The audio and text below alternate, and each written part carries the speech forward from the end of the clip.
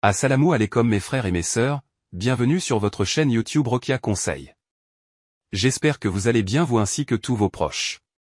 Le mal occulte est une dure réalité que de nombreux frères et sœurs vivent au quotidien.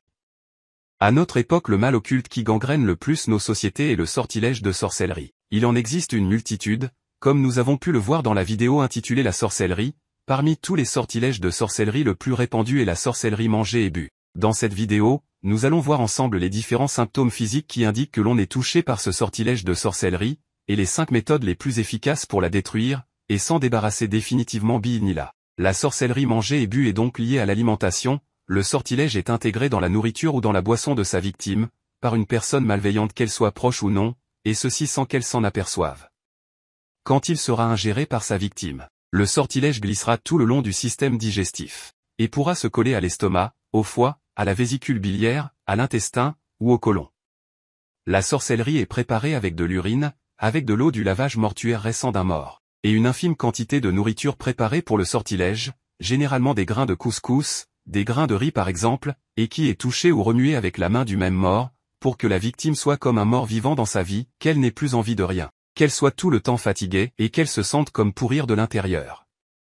La sorcellerie mangée et bue a pour but de donner à sa victime de nombreuses douleurs, ainsi que des problématiques de santé qui influera sur son moral et sur sa vie, et qui l'empêchera de réaliser ses projets et d'adorer au mieux notre Seigneur par sa permission. Nous avons vu dans la précédente vidéo, comment le mal occulte agit sur nos 7 centres énergétiques. Dans le cas de la sorcellerie mangée et bue, ce sont les centres énergétiques du ventre et de l'estomac qui vont être le plus impactés, et dans une moindre mesure celui de la gorge. Je vous invite à visionner la vidéo sur les 7 centres énergétiques, pour connaître les impacts voulus du mal occulte dans nos vies à travers ce sortilège. Je vous mettrai le lien directement en description Inch'Allah.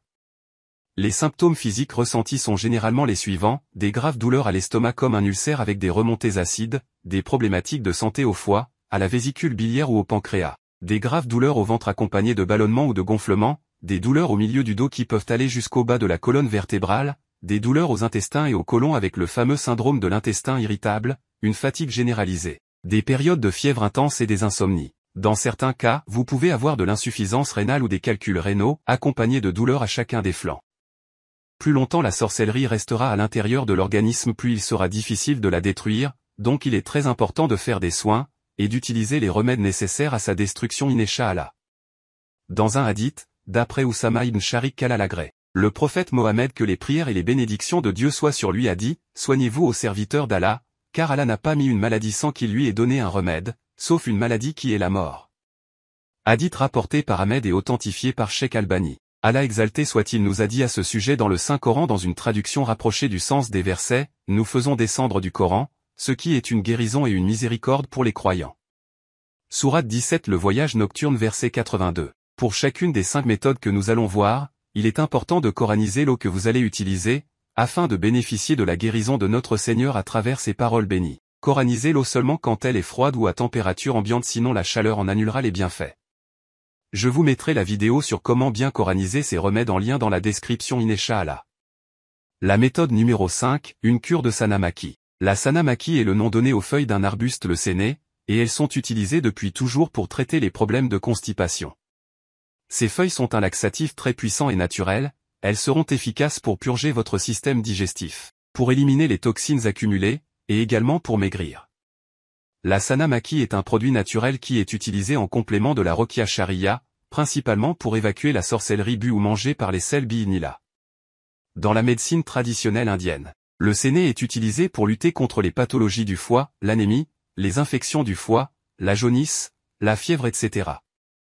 Les feuilles de séné contiennent des principes actifs qui lui procurent de puissantes propriétés laxatives sur les intestins, augmentent les mouvements du côlon, et favorisent l'action de la flore intestinale durant le transit. Dans un hadith, Asma binet Umel, qu'Allah l'agrée, dit que le messager d'Allah, que les prières et les bénédictions de Dieu soient sur lui, demanda: avec quoi soignes-tu la constipation? Avec des noix, répondit-elle. Le prophète dit: elles sont très purgatifs. Elle ajouta: et je me purge également avec le séné. Et le prophète répondit: si un remède pouvait guérir la mort, cela aurait été le séné. Hadith rapporté par At-Tirmidhi et Ibn Majah. La Sanamaki a fait ses preuves et de nombreux frères et sœurs atteints par le mal occulte ont pu se débarrasser de sorcellerie bue ou mangée par la permission de Dieu. Pour l'utiliser, vous pouvez mettre entre 5 et 20 grammes de feuilles dans 1 litre d'eau en infusion pendant 5 minutes. Quand l'infusion a refroidi, vous pouvez la coraniser, et en boire une tasse à jeun et ceci pendant un jour de repos. Vous pouvez en faire une cure pendant 6 jours d'affilée, puis 3 jours de repos pendant lesquels vous ne la boirez pas, puis encore 6 jours bi'idhnillah. Son utilisation ne doit pas excéder les 7 jours d'affilée, sinon vous risquez d'avoir des effets secondaires désagréables comme des douleurs au ventre, mais aussi des effets beaucoup plus dangereux pour votre santé. Soyez donc vigilants. Il est contre-indiqué de prendre du séné pour les femmes enceintes et ou allaitantes, les enfants, et pour ceux qui souffriraient d'inflammation intestinale comme la maladie de Crohn, qui ont fait des occlusions intestinales, ou qui ont de la constipation chronique, etc. Donc n'hésitez pas à tester pendant un jour ou deux, pour voir quel effet cela a sur vous avant d'en faire une cure incha'Allah. La méthode numéro 4, une cure de sel d'Epsom. Le foie est le plus gros organe abdominal que nous ayons, et il fait partie de l'appareil digestif. Il remplit plus de 300 fonctions vitales comme la fonction d'épuration, de synthèse, de transport et de stockage des nutriments du sang bi'idhnillah. Il influence la digestion, le métabolisme, la circulation du sang et la teneur en hormones. La sorcellerie mangée et bue quand elle est ingérée. Elle empoisonne le système digestif de sa victime et se colle sur ses parois en lui créant une multitude de symptômes, de douleurs, et de maladies. Il devient alors vital de se débarrasser de tout sortilège s'y trouvant, et de détoxifier son foie et sa vésicule biliaire bi'idhnillah. Le sel d'Epsom est un allié naturel que notre Créateur nous a mis à notre disposition, et il est important d'apprendre à l'utiliser incha'Allah. Le sel d'Epsom communément appelé sulfate de magnésium, est un minéral composé de magnésium, de sulfure, d'oxygène et d'eau. Le sel d'Epsom naturel est traditionnellement utilisé pour nettoyer le corps. Quand il est de qualité alimentaire, il soulage les troubles digestifs, il nettoie le foie, la vésicule biliaire et il permet d'évacuer la sorcellerie mangée et bue bi'idhnillah. Au contact de l'eau, ce sel, que l'on peut trouver de qualité biologique, va libérer le magnésium et le sulfate qu'il contient, qui vont ensuite être absorbés par nos muqueuses à l'intérieur de notre corps. En plus d'aider à se débarrasser de la sorcellerie mangée et bue bi'idhnillah, il compte un grand nombre de bienfaits pour le corps. Il augmente l'apport en magnésium de l'organisme pour améliorer son fonctionnement, il stimule le transit intestinal, et évite la constipation grâce à son action laxative naturelle, il soulage du stress, il soulage les tensions et les douleurs musculaires, il aide le corps à éliminer ses toxines, il nettoie et régénère la peau en éliminant les cellules mortes. Pour faire une cure de sel d'Epsom alimentaire, pour détoxifier votre foie et votre vésicule biliaire de toute sorcellerie mangée et bue bi'idhnillah, je vous conseille de suivre la cure du foie d'Andreas Moritz. Je vous mettrai un lien en description qui détaillera la cure étape par étape incha'Allah. Pour réaliser la cure, il vous faudra de l'eau coranisée, de l'huile d'olive coranisée, plusieurs litres de jus de pomme bio, ou plusieurs kilos de pommes bio si vous avez un extracteur de jus, et une petite quantité de jus de pamplemousse bio et du sel d'Epsom alimentaire. Cette cure a fonctionné sur de nombreux frères et de nombreuses sœurs par la grâce de notre Seigneur. Elle leur a permis à la fois de se débarrasser de toute la sorcellerie mangée et bue qui se cachait dans le foie et la vésicule biliaire, de se détoxifier de tous les détritus liés à notre alimentation, et de retrouver l'énergie nécessaire pour continuer le combat contre le mal occulte bi'idhnillah. N'hésitez pas à lire les recommandations liées à votre santé avant de commencer cette cure. Les personnes qui ont des problématiques de reins ne doivent pas la suivre, puisqu'il faut que vos reins soient en bonne santé pour filtrer l'eau avec le sel d'Epsom entre autres. La méthode numéro 3, une cure de Habba al-Moulouk. La Habba al-Moulouk est une graine qui nous vient du Yémen, qui est un très puissant laxatif avec des effets efficaces et quasi instantanés bi'idhnillah. Cette graine est traditionnellement utilisée pour évacuer la sorcellerie mangée et bue qui a été ingérée, et contre la constipation occasionnelle. La sorcellerie mangée et bue a tendance à se coller sur les parois du tube digestif, et il est donc essentiel pour la victime de ce sortilège d'effectuer une purge gastrique au moins une fois par mois jusqu'à disparition de tous les symptômes bi'idhnillah.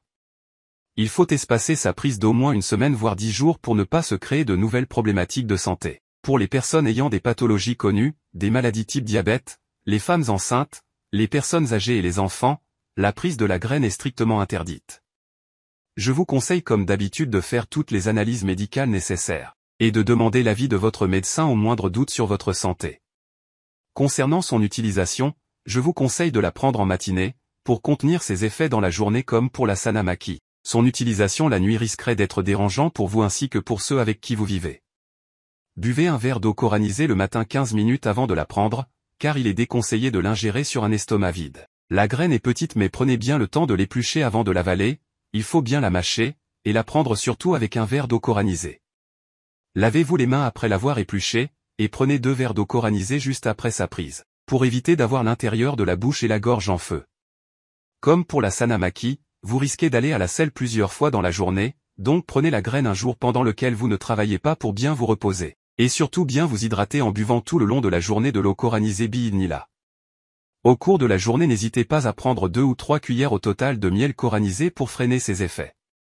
En général, les effets s'estompent au bout de 12 heures maximum. Les effets sont plus ou moins aigus et plus ou moins longs selon les personnes. Mais sa prise vous sera bénéfique à toutes et à tous incha'Allah. La méthode numéro 2, une cure de miel. Il est nécessaire de purger et de détoxifier son organisme quand nous sommes atteints par la sorcellerie mangée et bue, mais le fortifier l'est tout autant. Les personnes atteintes par un mal occulte ont généralement des défenses immunitaires basses voire très affaiblies. Dans le Saint-Coran et la Sunna de notre bien-aimé prophète Mohammed que les prières et les bénédictions de notre Seigneur soient sur lui. Il est mentionné plusieurs remèdes bénéfiques pour notre santé que notre Seigneur nous a accordés, et que nous pouvons retrouver dans la nature. Je vous invite d'ailleurs à regarder la vidéo faite sur les 10 remèdes pour se soigner bi'idhnillah. Le plus célèbre d'entre eux pour ses vertus, qui est utilisé depuis des siècles à travers le monde entier dans les médecines traditionnelles, et qu'il est de plus en plus dans la médecine moderne, c'est le miel. Allah exalté soit-il nous a dit à ce sujet dans le Saint-Coran dans une traduction rapprochée du sens des versets, « Et voilà ce que ton Seigneur enseigna aux abeilles, prenez des demeures dans les montagnes, les arbres et les treillages que les hommes font, puis mangez de toute espèce de fruits, et suivez les sentiers de votre Seigneur, rendus faciles pour vous. De leur ventre, sort une liqueur, aux couleurs variées, dans laquelle il y a une guérison pour les gens. Il y a vraiment là une preuve pour les gens qui réfléchissent. » Sourate 16 Les abeilles versets 68 et 69. D'après Abu Saïd al-Khudri, qu'Allah l'agrée, un homme est venu vers le prophète, que la prière d'Allah et son salut soient sur lui, et a dit, « Certes mon frère se plaint d'un mal de ventre. » Le prophète lui a dit, « Fais-lui boire du miel. » L'homme est revenu une deuxième fois alors le prophète lui a dit, « Fais-lui boire du miel. » L'homme est revenu une troisième fois alors le prophète, que la prière d'Allah et son salut soient sur lui, lui a dit, « Fais-lui boire du miel. » Alors il est revenu et le prophète lui a dit, « Allah a dit vrai, allusion faite au verset cité précédemment, et le ventre de ton frère a menti. Fais-lui boire du miel. » Alors il lui a donné du miel et il a guéri. Hadith rapporté par Bukhari et Muslim. Les découvertes récentes ne font que confirmer que le miel a un grand pouvoir de guérison bi'idhnillah. Faire une cure de miel est une excellente manière de se soigner et réduire les effets de tout mal occulte dans notre organisme par la permission de Dieu. Pour le choix du miel. Tous les miels ont des bienfaits différents et ils sont tous excellents pour la santé, même si le miel de jujubier reste le meilleur d'entre eux de par sa qualité. Pour une bonne cure de miel, prenez une cuillère à café de miel dans une tasse d'eau froide. Chaque matin à jeun pendant 2 semaines pour booster votre organisme. Pour combattre la sorcellerie mangée et bue, vous pouvez faire une préparation avec votre miel en y rajoutant du sanamaki moulu, du cidre moulu, du costus indien moulu et des graines de nigel moulu. Si vous vous sentez très fatigué, vous pouvez rajouter au mélange du gingembre moulu également. Pour les quantités cela dépendra de la quantité de miel dans votre pot. Pour 500 g de miel, vous pouvez mettre une demi-cuillère à café de tous les condiments cités précédemment bi'idhnillah. Dans un hadith, Aïcha qu'Allah l'agrée disait, la boisson préférée du messager d'Allah que les prières et les bénédictions de Dieu soient sur lui était celle étant sucrée et fraîche. Hadith rapporté par At-Tirmidhi. L'imam Ibn Qayyim qu'Allah l'agrée a dit à ce sujet, le prophète Mohammed que les prières et les bénédictions de Dieu soient sur lui buvait du miel mêlé à l'eau froide.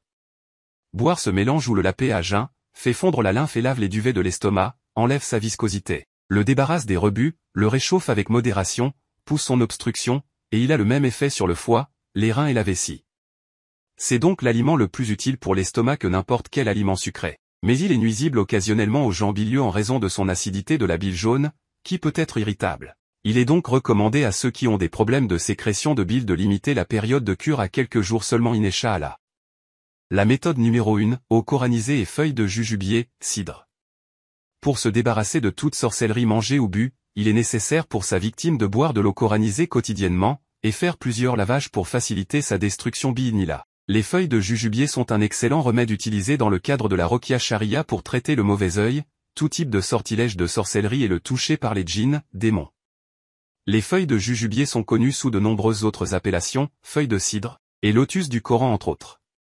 Sur un plan médicinal, les feuilles de jujubier présentent de nombreux avantages, elles permettent de lutter contre les maux d'estomac et la diarrhée, de lutter contre le stress et l'anxiété, d'améliorer la qualité du sommeil. Elles aident à soigner les problèmes de peau, et elles permettent de protéger l'organisme avec tous les antioxydants qu'elles possèdent bi'idhnillah.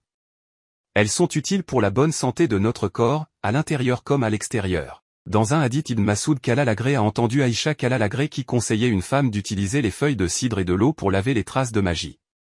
Hadith al-Sunnah Jama'a. D'après Wahb ibn Mundib Kalalagré, il est conseillé de prendre cette feuille de jujubier, de les réduire en poudre, puis on les mélange à de l'eau et on y lit le verset du trône. On en boit 3 gorgées puis on se lave avec le reste, et tous les maux disparaîtront. Tafsir ibn Kathir. Les feuilles de cidre peuvent être consommées en tisane. Il suffit de mettre quelques feuilles de cidre dans de l'eau bouillante. Laisser infuser, filtrer puis consommer. Mais l'une des meilleures utilisations que nous pouvons en faire, c'est d'en faire un lavage gastrique avec de l'eau coranisée en matinée, en évitant de manger trop tard la veille au soir, idéalement avant 21 h. Pour ce faire, il faut mettre cette feuille entière de cidre dans une ou plusieurs bouteilles d'eau coranisée pendant 24 heures.